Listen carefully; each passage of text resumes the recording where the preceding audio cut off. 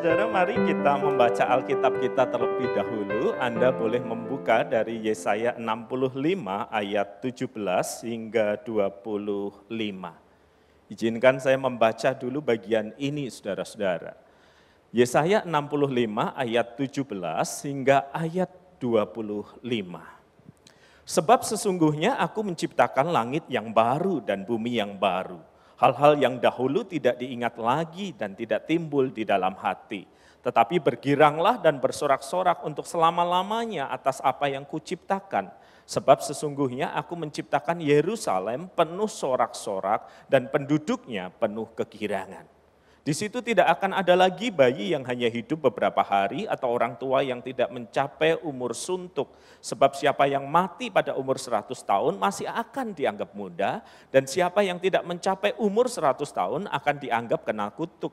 Mereka akan mendirikan rumah-rumah dan mendiaminya juga. Mereka akan menanami kebun-kebun anggur dan memakan buahnya juga. Mereka tidak akan mendirikan sesuatu supaya orang lain mendiaminya. Dan mereka tidak akan menanam sesuatu supaya orang lain memakan buahnya. Sebab umur umatku akan sepanjang umur pohon dan orang-orang pilihanku akan menikmati pekerjaan tangan mereka. Mereka tidak akan bersusah-susah dengan percuma dan tidak akan melahirkan anak yang akan mati mendadak.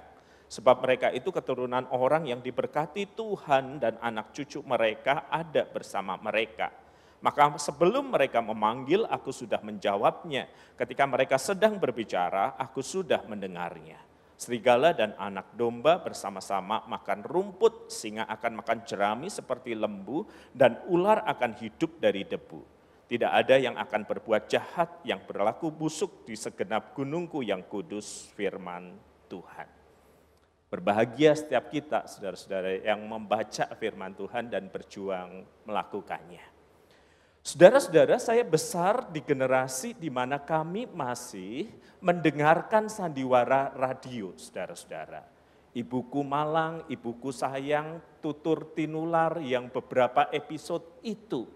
Ingat di zaman-zaman itu, saudara-saudara, Anda bisa mengira-ngira umur saya bukan? Adalah zaman di mana tayangan televisi tidak menarik, internet belum ada, handphone yang paling sederhana pun juga belum lazim, saudara-saudara.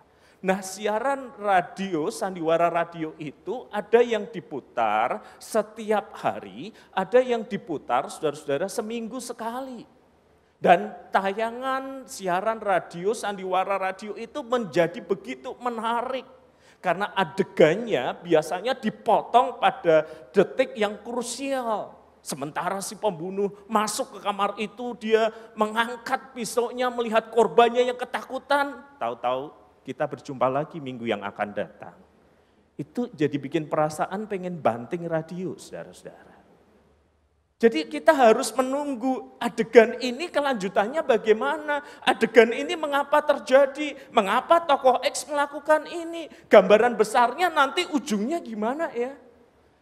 Maka kami lebih terlatih, kami lebih sabar daripada anak zaman now yang kalau nonton drama serial itu maraton dari jam 8 malam sampai jam 4 subuh. Membangunkan fajar sambil nonton film serial itu. Kenapa sih nggak bisa berhenti di tengah jalan? Kenapa sih harus ditonton semuanya? Karena kita curious, karena kita kepo, karena kita pengen tahu ini hasilnya gimana ya. Sandiwara ini akan berujung bagaimana, peristiwa yang dialami ini ujungnya bagaimana. Kalau perlu sebagian teman, saudara-saudara nonton episode akhirnya dulu. Supaya tenang Pak, hati Pak. Supaya enggak gelisah dengan pertanyaan kenapa adegan ini dan itu terjadi. Tonton dulu episode akhirnya, baca dulu sinopsisnya, cari bocorannya. Saudara, kegelisahan kita ketika kita mendengarkan sandiwara radio, keinginan kita untuk terus menonton serial sampai kita tahu jalan keluarnya adalah cerminan kepribadian hidup manusia. Kita ini gelisah kalau sesuatu tidak jelas. Kalau sakit pertanyaannya adalah kapan sembuh. Kalau mengalami pergumulan ekonomi masalahnya adalah, pergumulannya adalah kapan ini selesai. Kalau masih single 29 tahun sejak lahir maksudnya, pertanyaannya adalah kapan Pak ada yang kilaf sama saya. Kita ini selalu digelisahkan oleh ketidakpastian. Ketidakpastian itu membuat jiwa kita tidak tenang, tidak sejahtera, tetapi sayangnya hidup tidak bisa di fast forward gitu loh saudara-saudara. Kita harus menjalani di dalam ketidakpastian, kita harus menjalani di dalam ketidakmenentuan, dan itu menggelisahkan kita saudara-saudara. Yesaya melayani di zaman yang seperti ini saudara-saudara. Dia melayani 40 tahun.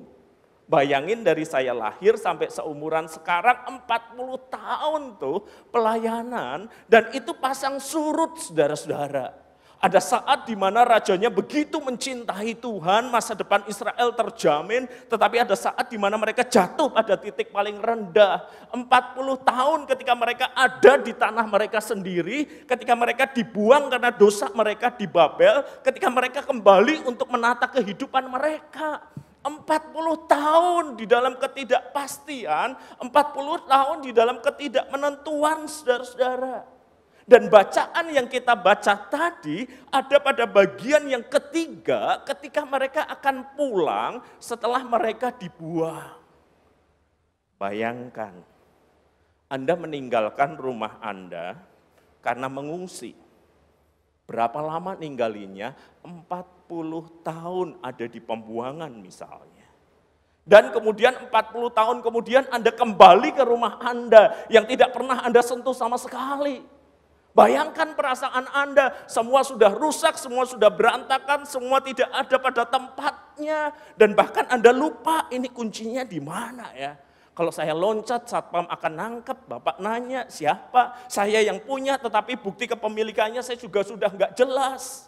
Di dalam situasi ketidakjelasan dan ketidakmenentuan itu saudara-saudara, Yesaya memaparkan sebuah penglihatan. Apa yang dia lihat, apa yang dia sampaikan kepada umatnya adalah apa yang akan Tuhan kerjakan. Sebab sesungguhnya aku menciptakan langit dan bumi yang baru. Yang lama tidak akan diingat lagi dan tidak akan timbul lagi di dalam hati. Aku akan bersorak-sorai karena Yerusalem, karena umatku. Di dalamnya tidak akan kedengaran lagi tangisan, bunyi erangan pun tidak. Anda perhatikan hal-hal yang disampaikan ini. Tidak ada lagi bayi yang hanya hidup beberapa hari, orang tua yang tidak mencapai umur suntuk, tidak ada yang berbuat jahat, berlaku busuk di gunungku, segenap gunungku yang kudus. Dari kondisi keputusasaan, ketidaktahuan harus mengapa, harus bagaimana melakukan sesuatu, diberi penglihatan sesuatu yang luar biasa, sesuatu yang kontras. Aku menciptakan langit dan bumi yang baru. Tidak ada umatku yang berlaku busuk di situ. Orang akan sehat, segar, sejahtera.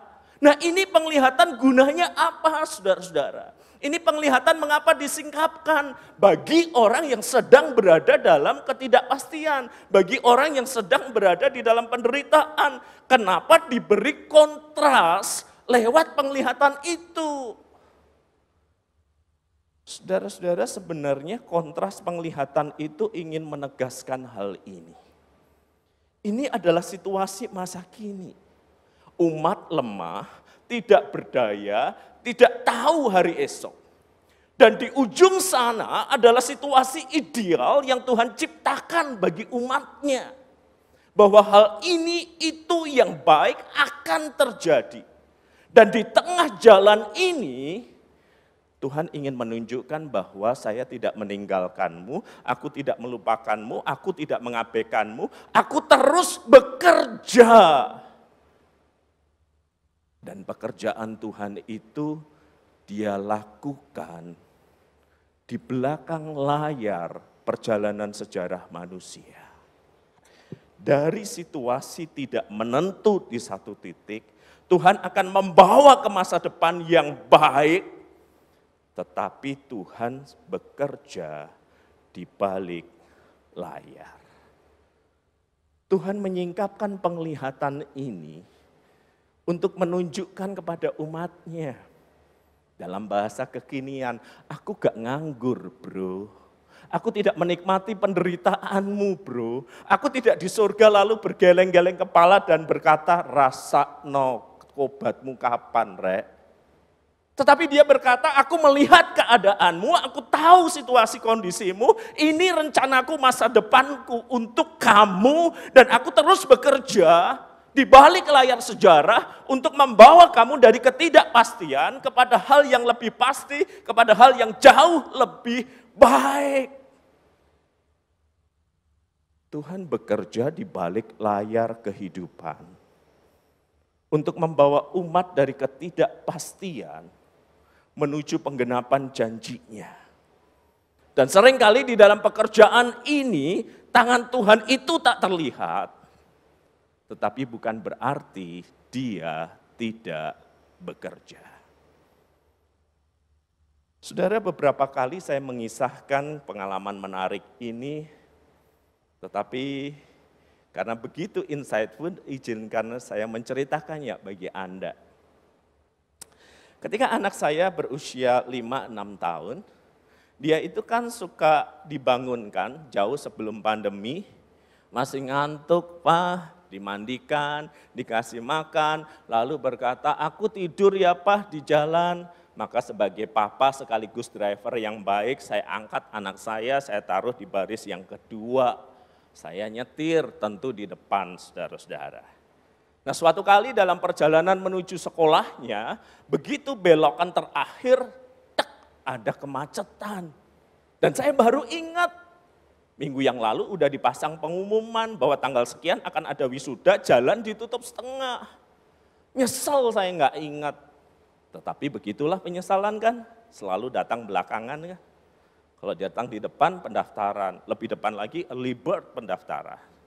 Nah begitu di jalan itu saudara-saudara macet. Saya udah tahu, saya harus cari jalan lain supaya nggak terlambat.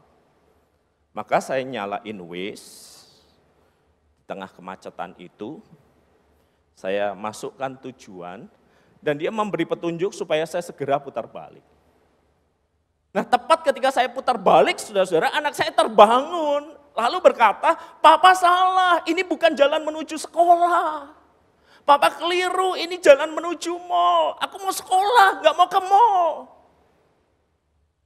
Saya bilang, nak, jalan macet. Papa harus mengambil jalan yang lain.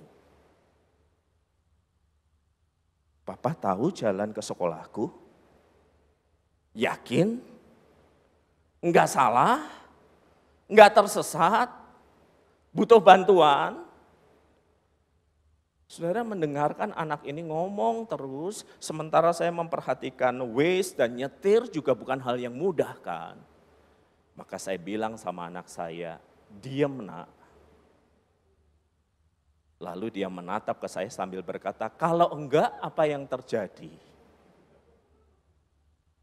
Kalau enggak, dia diam, tapi ngomel.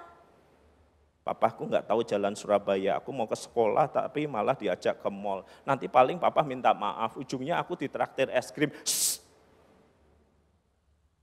Terus dia ngomel kayak begitu, sementara saya dengan panduan Waze terus mencari jalan. Sampai anak saya tertidur. Aku tidur aja ya Pak daripada dimarahi, pinter.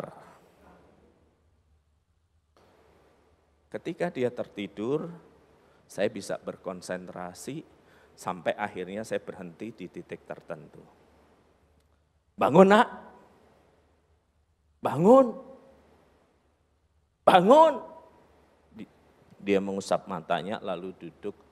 Di mana ini Pak? Perhatikan baik-baik. Saya buka jendela dari depan. Hah? Sekolahku? Kok bisa Pak nyampe sini Pak? Papa pinter, Papa baik, dia ambil tasnya, lalu dia buka pintu dan sebelum turun saya bilang kalau soal pinter dan baik jauh sebelum kamu dilahirkan. Nah. Sip katanya, terus dia berlari masuk sekolahnya. Saudara, mengapa anak saya tadi mengeluh? Mengapa dari tadi dia terus merecokin saya? Mengapa dia kemudian akhirnya memutuskan tertidur dan membiarkan saya nyetir? Satu hal saudara-saudara, Tuhan itu bekerja dengan hati seorang bapa. Kita nggak ngerti jalan-jalan kehidupan yang dia izinkan untuk terjadi, tetapi bukan berarti dia lepas tangan. Bukan berarti dia menikmati penderitaanmu, air matamu sambil berkata, rasakno kapokmu kapan. Tetapi dia bekerja walaupun tidak kasat mata. Dan ketika kita tidak bisa melihat pekerjaan tangan Tuhan di dalam sejarah kehidupan kita, jangan berkata dia tidak bekerja, jangan berkata dia tidak melakukan sesuatu, jangan berkata dia diam saja. Apa yang dia janjikan kepada Yesaya digenapi kemudian. Dia terus berkarya dalam sejarah walaupun dia tidak selalu kelihatan tangannya.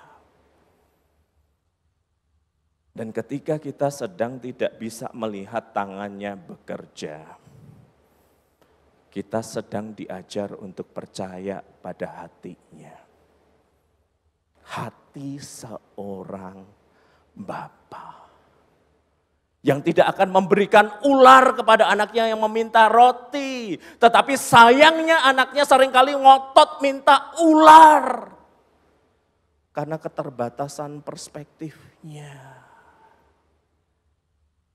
Ketika umat dalam kondisi tidak berdaya, tidak pasti hidup mereka, suram masa depan mereka, Tuhan memberikan penglihatan apa yang akan terjadi di masa depan kehidupan umat. Dan dia bukan hanya memberikan penglihatan dan selesai di situ, tetapi terus ia bekerja di dalam sejarah. Dengan hati seorang bapa yang selalu mengupayakan yang terbaik bagi anak-anaknya.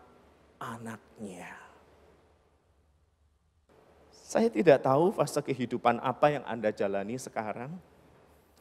Anda sedang mudah melihat tangan Tuhan bekerja. Doa Pak terjawab semuanya. Melampaui dari yang saya butuhkan. Pasangan hidup ada 3, tinggal milih Pak. Pekerjaan, waduh saya ditawari banyak hal, saya tinggal milih yang mana. Kalau Anda di fase kehidupan yang seperti ini, jangan lupa ajak saya makan-makan. Bersyukur kepada Tuhan. Dan semua orang bisa bersyukur dalam situasi seperti itu. Tetapi bagaimana kalau dalam situasi terpuruk, pekerjaan Anda macet gara-gara pandemi ini, keluarga sakit, sebagian meninggal, pacar meninggalkan Anda, dan kemudian Anda nggak ngelihat masa depan yang jelas. Bagaimana Anda menghadapinya? Stres, depresi, karena ke depan kelihatan begitu gelap. Ingat satu hal ini. Ketika Anda tidak bisa melihat jejak tangan Tuhan bekerja, Anda dan saya sedang dilatih untuk percaya pada hati Bapa. Kalau seorang bapa di dunia mengupayakan yang terbaik agar anaknya tiba sampai sekolah, tiba pada tujuan yang diharapkan, apalagi Bapa yang di surga. Walaupun mata kita tidak bisa melihat tangannya, percayalah pada hati Bapa. Saudara-saudara, menjadi menarik adalah ribuan tahun setelah penglihatan itu diberikan kepada Yesaya, ribuan tahun kemudian Allah juga memberikan penglihatan di dalam kitab Wahyu. Dan penglihatan itu, saudara-saudara, ada hal-hal yang secara spesifik persis banget. Lihat apa yang dilihat oleh Yohanes di Pulau Patmos itu. Lalu aku melihat langit yang baru, bumi yang baru. Yang pertama dan bumi yang pertama telah berlalu, laut pun tidak ada. Perlu dijelaskan laut pun tidak ada, kenapa? Sebagai penglihatan akhir, karena laut dilihat sebagai sumber ketakutan, sumber ancaman, berdiamnya monster-monster yang tidak jelas. Dan itu dikatakan tidak ada lagi. Dan aku aku melihat kota yang kudus, kata Yohanes, Yerusalem yang baru turun dari surga, dari Allah yang berhias bagaikan pengantin perempuan berdandan untuk suaminya. Berdandannya maksimal banget, yang terbaik. Dan ini sisi penglihatan yang belum dilihat oleh Yesaya. Ayat yang ketiga ini. Lalu aku mendengar suara yang nyaring dari tahta itu berkata, lihatlah, kemah Allah ada di tengah-tengah manusia. Ia akan diam bersama-sama dengan mereka. Mereka akan menjadi umatnya dan ia akan menjadi Allah mereka. Saudara-saudara, penglihatan Yesaya berhenti tentang sebuah situasi dan kondisi yang begitu ideal, yang begitu baik. Penglihatan di kitab Wahyu menyingkapkan hal yang lain. Di tengah situasi yang ideal dan baik itu, yang terbaik hadir, yaitu Allah yang hadir di tengah-tengah umatnya. Wow. Memulihkan kembali apa yang terhilang di dalam kitab Kejadian ketika manusia berdosa. Ketika manusia lari dari Tuhan, ketika Tuhan mengusirnya dari Eden karena keberdosaannya. Tetapi di akhir zaman nanti Allah akan berdiam, bersekutu bersama umatnya. Segala sesuatu yang dirusakkan oleh dosa dikembalikan. Dalam persekutuan yang abadi bersama dengan Tuhan. Dan karena itu belum terjadi, karena itu nanti, maka Tuhan menunjukkan bagaimana Ia bekerja. Menegaskan bahwa kita dalam perjalanan ke sana. Alkitab mengatakan Sang Sabda itu telah menjadi manusia. Sebagai sebuah bukti bahwa penglihatan itu, sebuah visi itu bukan kosong. Bukan pepesan kosong yang Tuhan tawarkan bagi penderitaan manusia. Susah ya bro, sakit ya bro, bergumul ya bro. Di sini enak loh, kamu gak mau join sini ta? Kalau dalam bahasa Surabaya. Tetapi dia bukan hanya memperlihatkan penglihatan itu untuk menunjukkan dia bekerja, tetapi Sang Sabda dihadirkan di dunia supaya manusia bisa melihat, merasakan cicipan dari sesuatu yang bersifat kekal nanti. Ini bukti keseriusan Allah untuk terus bekerja di tengah umatnya. Lihat bagaimana pola pikir ilahi ini. Ada situasi masa kini yang enggak baik, enggak menyenangkan. Ada situasi ideal di masa depan dan itu disingkapkan lewat penglihatan. Dari Yesaya ke Wahyu, di Wahyu penglihatan itu menjadi begitu personal karena Allah berdiam di tengah umatnya. Dan di tengah-tengah perjalanan ini, Yesus yang Sabda menjadi manusia diberikan sebagai bukti bahwa dia terus bekerja, bahwa dia sedang bekerja untuk mendatangkan pemulihan. Lewat siapa Yesus bekerja selain lewat kita anak-anaknya? Lewat siapa Yesus bekerja selain melalui umat-umat yang dikasihi dan ditebus oleh darahnya? Dia Sang Sabda menjadi manusia untuk mengungkapkan kerinduan terbesarnya, diam di tengah umat dan mengubahkan kehidupan umatnya.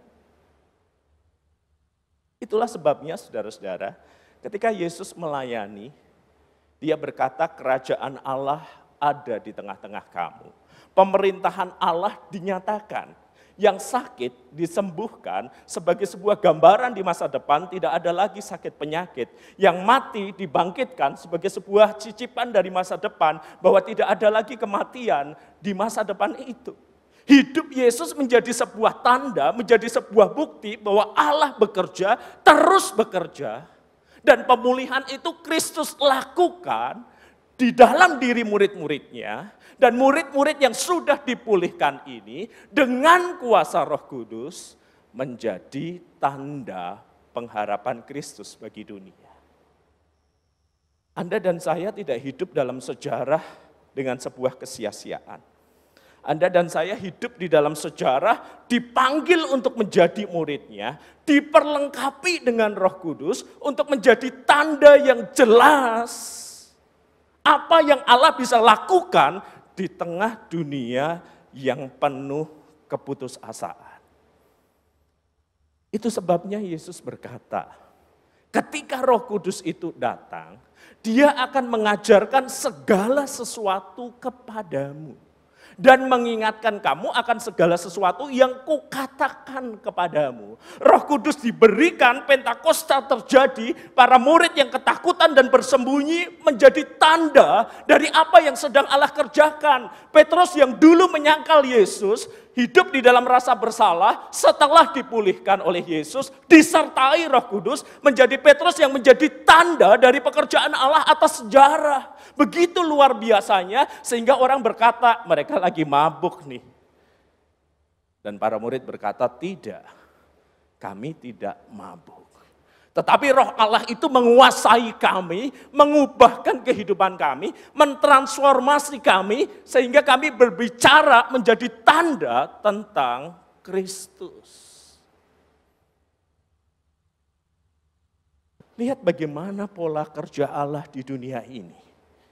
Di tengah ketidakpastian umat, dan setiap zaman ada ketidakpastiannya, Tuhan memberikan visi masa depan. Ini yang akan terjadi. Dia bekerja di balik layar. Dan salah satu keseriusannya bekerja adalah Sang Firman menjadi manusia. Mengubahkan kehidupan kita, menebus kita dengan darahnya. Dan orang yang sudah ditebus ini disertai oleh Roh Kudus supaya dia bisa menjadi tanda dan bukti dari perubahan yang dikerjakannya. Dan itu memberikan harapan bahwa masa depan itu bukan omong kosong. Bahwa kehidupan seseorang bisa diubah oleh Tuhan. Bahwa hidup bisa dipulihkan, ditransformasikan untuk menjadi tanda bagi kemuliaan Tuhan. Selesai ibadah, seorang ibu datang. Dan Anda udah tahu kalau yang datang ibu-ibu minta didoakan, sediakan tisu yang lebih dari cukup. Kalau perlu kanebo, lebih neresep. Yang enggak pria, yang enggak wanita, kalau udah dalam pergumulan hidup, air mata kan menjadi makanan sehari-hari kan. Ya daripada tisu, barangkali kanebo lebih neresep gitu. Nah, dia duduk dan kemudian dia berkata, Pak WP dari Jawa Tengah ya? Betul. Ada enggak Pak sekolah di Jawa Tengah untuk SMA yang ada asramanya? Kenapa? Ya saya mau menyekolahkan anak saya. Sebentar. Setahu saya anak ibu itu sudah bekerja semua, sudah kuliah, selesai kuliah semua. Ini anaknya ibu yang mana? Dia terdiam, lalu dia berkata, ya anak saya Pak. Yang mana? Sedikit banyak saya tahu tentang keluarga ini. Maka saya tanya anaknya yang mana yang butuh SMA berasrama? Yang mana? Lalu ia berbicara lebih pelan. Anak suami saya. Oh. Sebentar. Anak suami ibu, tapi bukan anak ibu. Sinetronis banget.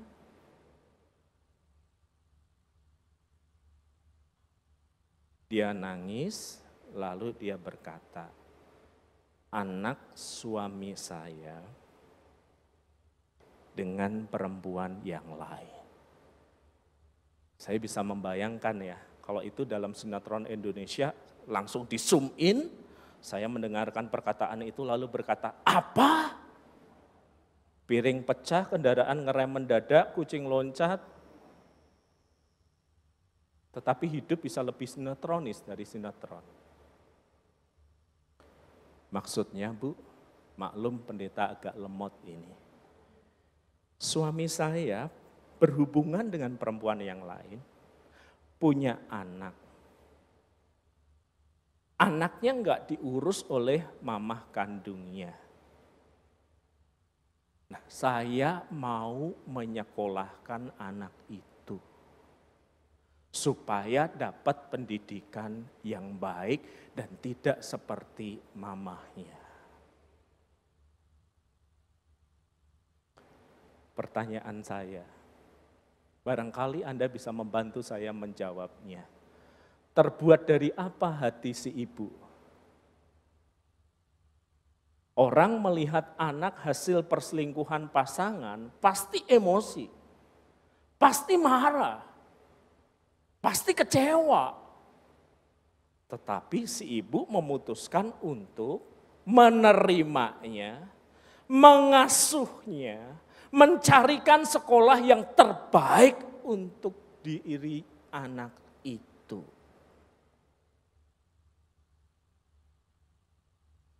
Dan saya ajukan pertanyaan itu.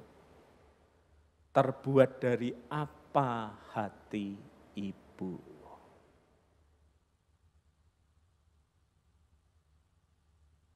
Dia nunduk lalu berkata, saya ya sempat marah Pak, saya ya sempat kecewa, saya ya terluka. Tetapi tiap kali saya melihat salib Kristus itu, saya diajar untuk mengampuni.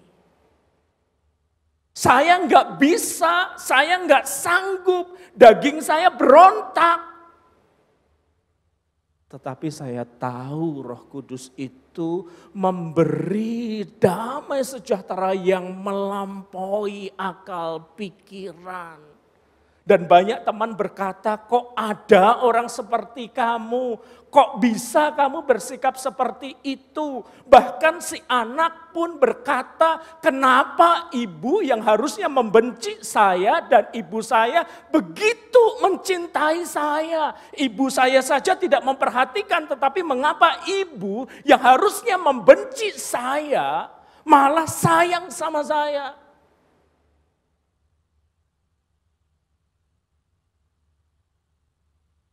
Dan ketika akhirnya saya ketemu anak itu, dia berkata, saya pengen jadi seperti ibu itu. Dilukai, dihancurkan, dihina, tetapi yang keluar adalah cinta kepada saya. Dan kamu tahu nak kenapa si ibu bisa begitu? Tahu Pak Pendeta, karena Yesus.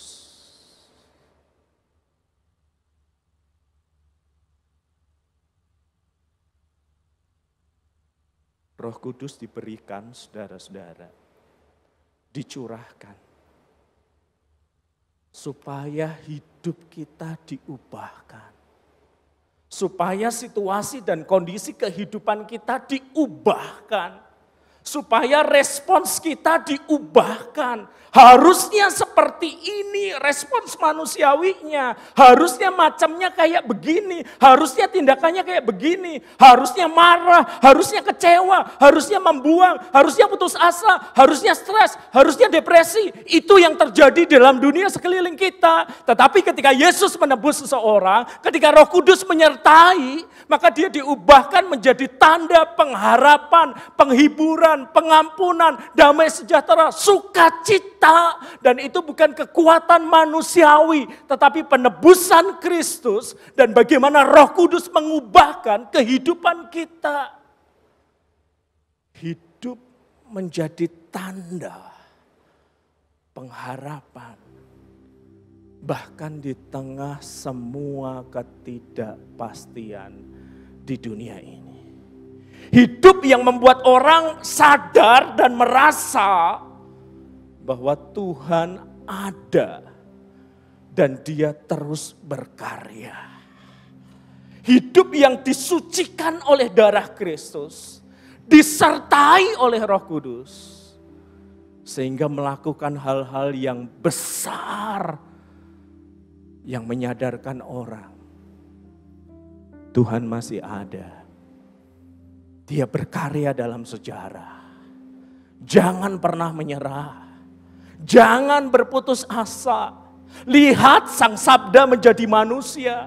Lihat Roh Kudus dicurahkan. Lihat hidup para murid diubahkan. Lihat hidup murid-murid Kristus di dunia diubahkan. Dan Ia juga bisa mengubah kehidupanmu. Mengubah keputusasaanmu. Mengubah ketidakpastian hidupmu. Mengubah masa depanmu yang kamu katakan suram tak menentu. Ketika Kristus menguduskan. Ketika Roh Kudus menyertai kamu dan saya akan berdiri menjadi sebuah tanda yang menunjukkan Allah ada dan berkarya dalam sejarah. Saudara, Anda baru ngerti pentingnya sebuah tanda ketika Anda ada di sebuah daerah atau teritori yang enggak Anda kenal. Saya nih lagi nyetir bersama beberapa hamba Tuhan. Lewat jam makan siang. Manusia tidak hidup dari roti saja kan. Dia butuh makanan yang lain. Lalu yang sebelah berkata begini, Pak, di sini sinyal HP-nya jelek, nggak bisa pakai Waze nyari tempat makan. Tempat makan dekat atau jauh ya Pak? Ini seperti kata Tuhan Yesus, saya bilang. Orang buta menuntun orang buta. Saya nggak paham daerah ini. Yang penting satu-satunya jalan kita tapain. Kita jalanin pakai mobil ya. Yang belakang, iya Pak, jalan aja Pak. Restoran pertama kita akan berhenti. 10 menit mereka masih nyanyi lagu rohani. 20 menit perut mereka yang bernyanyi. 30 menit yang belakang bilang, Pak aku mau pingsan Pak. Menit ke-40 orang emosi. Ini kita kemana sih Pak, kok gak ada makanan? Mereka udah lemes banget. Dan tiba-tiba kami ngelihat tanda itu. Rumah makan merek tertentu sensor. 500 meter lagi. Mereka langsung bilang, puji Tuhan. Haleluya. Dari yang duduknya lemes jadi tegak. Dari yang perutnya bernyanyi menjadi suara bernyanyi. Haleluya 12 kali. Dan ketika kami tiba di tempat, betapa gembiranya hati kami. Tempat itu terbuka dan kami segera berjalan cepat ke situ. Apa artinya sebuah tanda? Ketika ada seseorang terluka, ketika ada seseorang kecewa, ketika ada seseorang tersakiti, ketika ada seseorang merasa stres dan depresi, masa depannya gelap. Disitulah kita yang sudah ditebus, disertai oleh Roh Kudus, bisa menjadi sosok yang lewat sapaan, pelukan, jabat tangan, membangkitkan semangatnya kembali untuk melihat bahwa Tuhan ada dan bekerja di dalam sejarah. Bahwa Kristus lahir menyucikan kita dari segala dosa dan kesalahan. Dan Roh-Nya yang kudus mengubahkan kehidupan kita menjadi tanda bagi kehadirannya. Saudara-saudara, Tuhan menyingkapkan penglihatan lewat kitab suci agar kita kuat bertahan di dalam pergumulan yang ada. Diberitahu apa yang akan Allah lakukan. Sang Firman Yesus Kristus menjadi manusia agar kita mengerti kerinduannya yang terbesar, bersekutu dan mengubahkan kehidupanmu, menarik kehidupanmu dari yang egosentris menjadi berpusat pada kehendak Allah. Dan Roh Kudus dicurahkan pada Pentakosta supaya kita menjadi duta, supaya kita menjadi pemberita, menjadi tanda-tanda dari kehadiran Allah dalam dunia yang tidak pasti ini.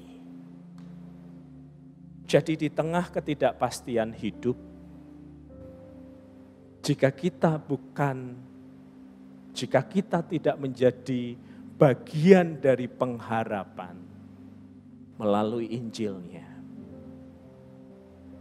jangan-jangan kita adalah bagian dari masalahnya.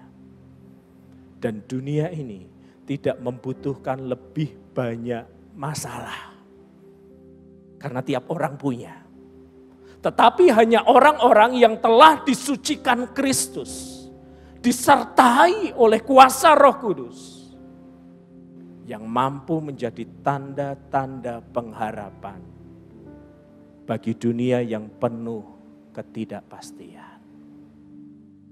Dan semoga itu adalah Anda, juga saya.